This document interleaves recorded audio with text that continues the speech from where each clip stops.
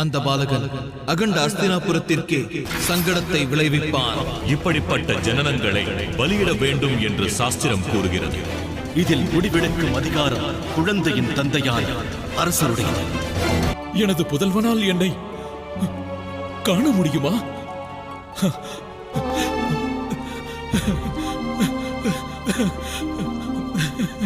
நான் ஈன்ற எனது மகன் வெற்றி வீரனாய் வாழ்வான் மாத்தா. எனது புதல்வனுக்கு பெயர் சூட்டுகிறேன். துரியோதனன், துரியோதனன், துரியோதனன்.